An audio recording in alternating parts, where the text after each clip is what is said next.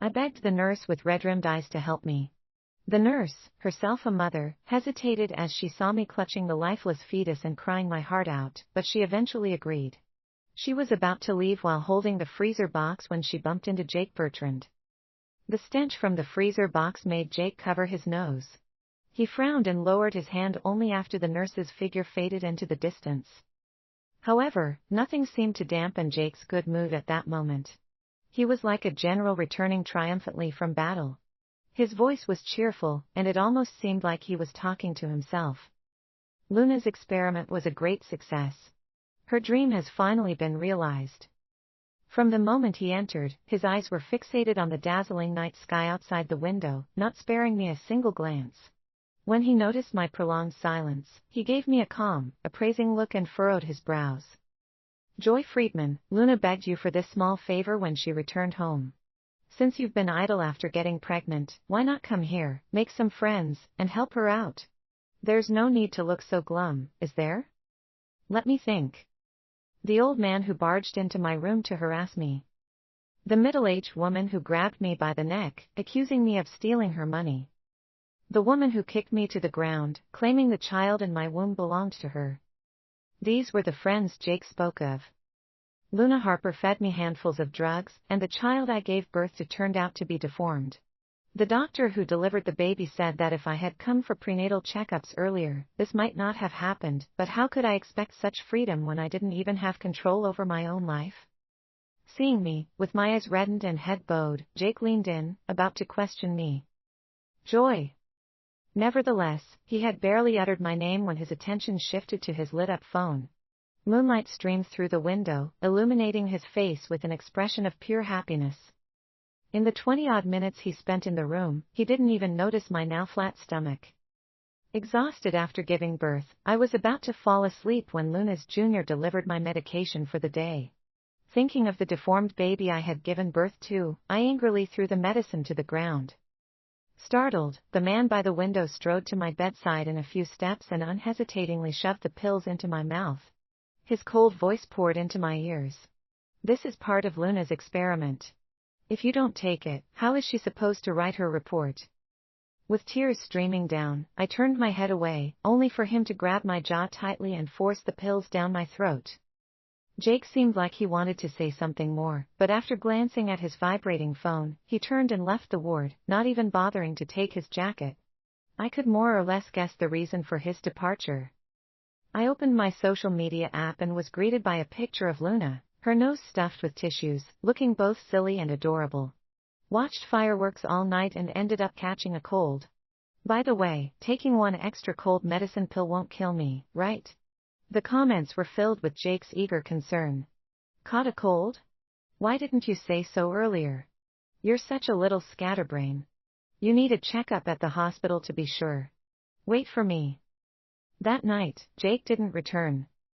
After midnight, I silently wished myself a happy birthday. I still remember that before I was admitted to the psychiatric hospital, Jake had once accompanied me for a prenatal checkup. At that time, when the doctor had calculated the due date, he had looked so excited. Your due date might fall right on your birthday. Let's celebrate properly that day. However, as time passed, things changed. He lit up the whole city with fireworks for Luna, just to celebrate some baseless nomination. At dawn the next day, the nurse brought me a little palm-sized cake. I remember you mentioned that today's your birthday, but... About your baby. She hesitated but still lit a candle for me. It was her care that got me through those inhumane days. I closed my eyes and made a wish. Just as I was about to blow out the candle, a figure appeared in the doorway. Jake glanced at the scene before him, his brows furrowing slightly like he suddenly remembered something. Oh, today's your birthday. He awkwardly patted his coat pocket, as though searching for something he could use as a gift. To no avail, he pulled out a crumpled piece of lacy pink lingerie. Embarrassed, he stuffed it back into his pocket and stammered, Maybe someone played a prank on me. I'll make it up to you with a proper gift later. I blew out the candle abruptly and replied without thinking, There's no need. The words had barely left my mouth when Jake's expression darkened instantly. With a displeased look, he shoved his hands into his pockets. All this fuss over a gift? Really? I paid for your mom's medical treatment when she was gravely ill. And now you're throwing a tantrum over a lousy birthday? Don't you think you're being unreasonable? I bit my lip, silently listening until he was done. He was right. He was my family's savior. I owed him, and it seemed like I could never repay that debt. Even the nurse sitting at the bedside couldn't take it anymore. She stood up to leave and accidentally bumped into Jake's shoulder. Staggering, his expression grew even more unpleasant, and his chest rose and fell exaggeratedly. He shot me a reproachful look, then decided to leave, only to run into Luna entering the room in her lab coat, under which was a short lacy dress faintly visible beneath. Jake's anger inexplicably dissipated. He hurried forward and said in a gentle tone, "I told you to rest at home. Why are you here again?" Luna sneezed, waving her hand dismissively. "Thanks to you taking off your coat and warming me up yesterday, I'm feeling much better now." She suddenly realized there were others in the room, quickly retracted her flirtatious gaze, and gave me a polite smile.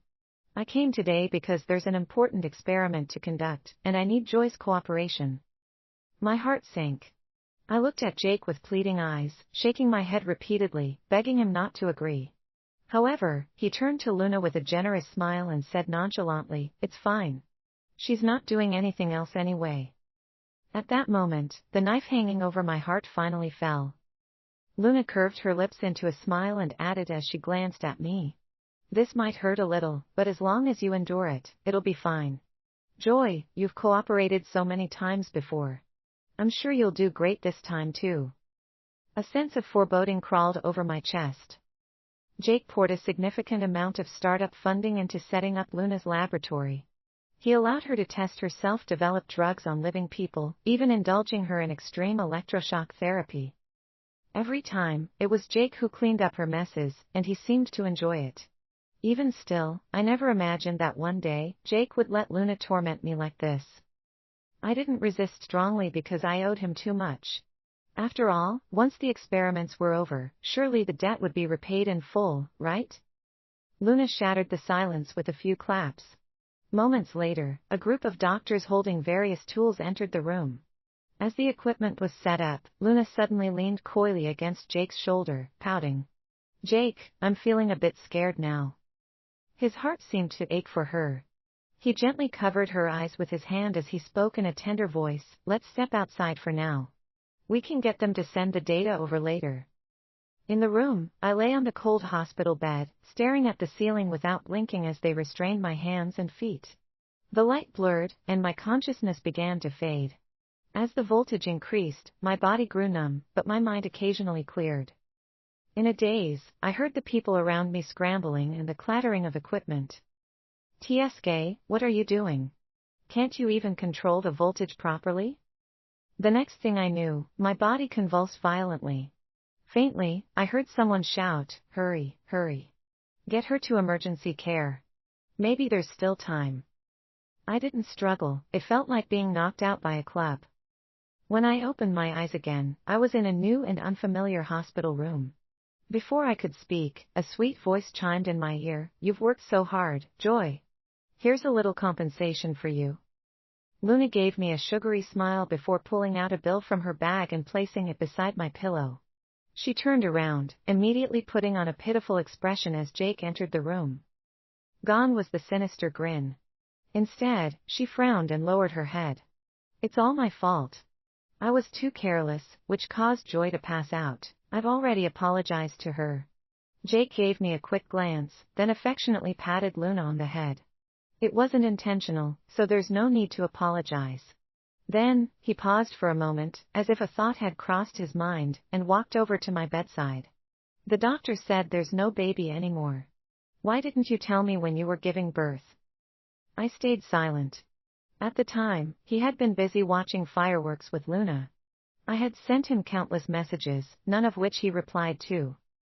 The nurse beside me was about to explain, but I raised my hand to stop her. I told Jake, "The baby is very weak and needs to stay in an incubator for a few days." To avoid further questions, I added, "It's a boy." Jake lowered his head thoughtfully, a faint smile tugging at his lips. He nodded in satisfaction.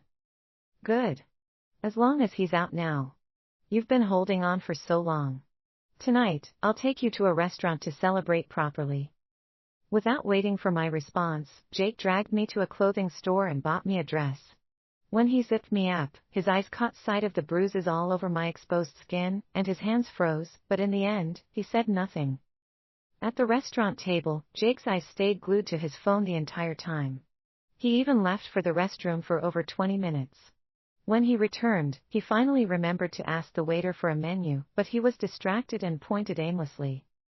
Bewildered, the waiter froze as Jake pointed to the restaurant's address printed on the menu. Sighing, I took the menu myself, ordered the food, and handed it back. A while later, just when all the dishes were served, Jake hurriedly stood up, grabbing his coat. Luna got picked on at a party. I need to go check on her right away. Jake was just about to leave when he hesitated. In a cold tone, he said, "Come along. There aren't many cars at this hour anyway." The whole ride, Jake showed no intention of talking to me. He kept staring at his phone, afraid of missing any updates. We rushed to the location Luna had sent, only to find a lively scene in a private room. The moment Luna saw me, the smile on her face vanished, but she quickly adjusted her expression, lowering her head in feigned guilt. "I didn't know Joy was with you. I just lost a game of truth or dare, that's the only reason I called him." Jake, who had rushed into the room still catching his breath, showed no signs of reproach. "It's nothing serious. I just had a meal with her." As soon as he said this, all eyes in the room turned to me. Lowering my head, I fiddled with my fingers, wanting to put an end to this farce. "If there's nothing else, I'll leave now." However, just as I turned to go, Luna called out to me, "Joy, my experiment isn't finished yet. You can't go home right now. It's better if you stay in the hospital a bit longer." At that moment, someone in the crowd sneered. "So, she's Luna's test subject. No wonder she's covered in scars." Another voice chimed in, "Having scars is one thing, but wearing such a revealing dress despite having them? How ugly." I turned my back on them, pinching my fingers to keep myself from crying. Jake acted as if he hadn't heard anything, continuing to defend Luna. "Luna's right. You shouldn't waste your previous efforts. You'd better go back to the hospital." I clenched my teeth and held back, but before I could leave the private room, I received a call from the hospital. "Miss Joy, your mother's condition is critical. If possible, you should come and see her one last time." My mind went blank.